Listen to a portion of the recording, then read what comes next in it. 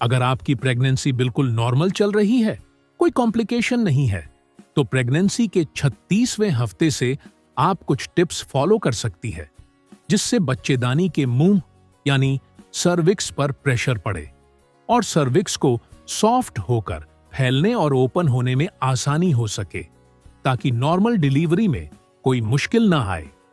सबसे पहला है पैदल चलना। अगर आप चाहती हैं कि सर्विक्स का डायलेशन प्रोसेस फास्ट हो, तो आपको सुबह शाम कम से कम 30 मिनट तक सावधानीपूर्वक पैदल सैर करनी है।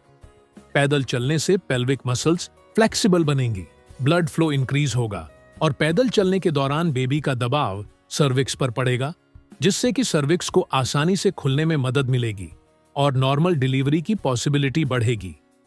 उखरू पोजीशन। अगर आप इस दौरान कुछ समय के लिए उखरू पोजीशन में बैठती हैं, तो इससे भी सर्विक्स को खुलने में और डिलीवरी में आसानी होगी।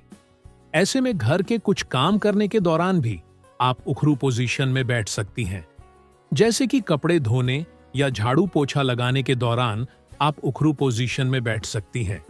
लेकिन अगर आपसे इस पोजीशन में बैठा नहीं जा रहा, तो जबरदस्ती ऐसा न करें।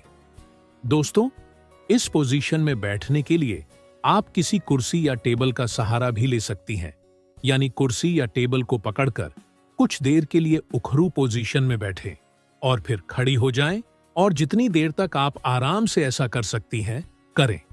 इस तरह करने से स्क्वैट एक्सरसाइज के बेनिफिट आपको मिलेंगे। सीढ़ियां चढ़ना। आप सावधानीपूर्वक या घर के किसी मेंबर की हेल्प से सीढ़ियां चढ़ सकती हैं, क्योंकि जब आप सीढ़ियां चढ़ती हैं, तो इससे भी बेबी का पूरा दबाव बच्चेदानी के मुंह पर पड़ता है। इससे बच्चेदानी का मुंह यानी सर्विक्स खुलने में बहुत आसानी होती है और सर्विक्स तेजी से ओपन होती है। दोस्तों, यहां भी आपको जबरदस्ती नहीं करनी है। अगर आपको सीढ़ियां चढ़ने में घबराहट हो रही हो, डर लग रहा हो, तो जबरदस्ती ना करें। तो ऐसे में आप सिंपली वॉक कर सकती हैं। और जब भी सीढ़ियां चढ़ें, सावधानी पूर्वक घर के किसी मेंबर की हेल्प जरूर लें। Seats bath. दोस्तों, सीट्स बाथ का मतलब है कि आप गुनगुने पानी से भरे टब में कुछ देर के लिए बैठ सकती हैं और ऐसे में आपके बॉडी का निचला हिस्सा पानी में डूबा होना चाहिए। ऐसा करने से मसल्स रिलैक्स और सॉफ्ट होते हैं, जिससे सर्विक्स को फैलकर ओपन होने में मदद मिलती है और डिलीवरी में आसानी होती है। लेकिन अगर मौसम गर्म है, तो इसमें भी आपको जबरदस्ती नहीं करनी है। गर्म तासीर की चीजों का सेवन। दोस्तों, आपको पहले की तरह ही दिन भर में ज्यादा से ज्यादा पानी पीना है और ऐसे में अगर आप ठंडा पानी पीने की बजाय गुनगुना पानी पिएं, तो यह बहुत फायदेमंद है।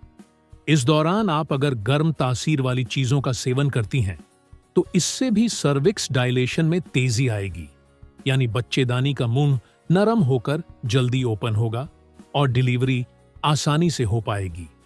तो आप इन टिप्स को जरूर आजमाएं। Good bye.